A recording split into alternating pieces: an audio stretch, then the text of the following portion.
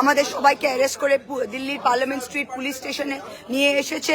বাংলার মানুষ কালকে দেখেছে কিভাবে অমিত শাহের নির্লজ্জ পুলিশ একটা 7-8 বছরের পুরনো কয়লা কেলেঙ্কারিকে সামনে রেখে সেই অজুহাত দিয়ে ইডিকে ও প্রতীক জৈন এবং আইপ্যাকের অফিসে ঢুকিয়ে তৃণমূল কংগ্রেসের যত রাজনৈতিক তথ্য, যত আমাদের ইলেকশন, আমাদের নির্বাচনী যা তথ্য, যত সার্ভে, ক্যান্ডিডেট লিস্ট সবকিছু চুরি করার জন্য কিভাবে ইডিকে তারা প্রতীক জৈন এবং আইপ্যাকের অফিসে পাঠিয়েছে।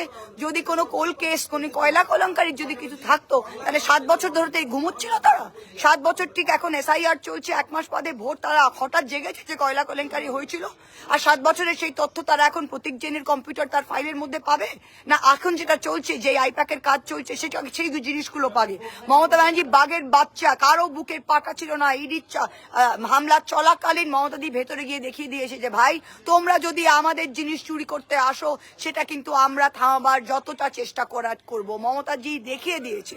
আর কারো বুকের পাটা থাকতো না, সবাই ইডি CBI কে ভয় পায়। মমতাদি দেখিয়ে দিয়েছে কালকে যেভাবে উনি গিয়ে তৃণমূল কংগ্রেসের যা সম্পত্তি, তৃণমূল কংগ্রেসের যা রাজনৈতিক সম্পত্তি, সেটাকে সেভাবে যিনি প্রোটেক্ট করেছেন।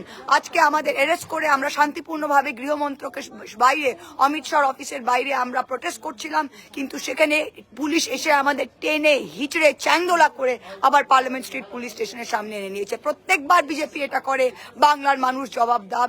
এভাবেও যেন বাংলার মানুষ ঠিক সেইভাবেই জবাবটা দিই।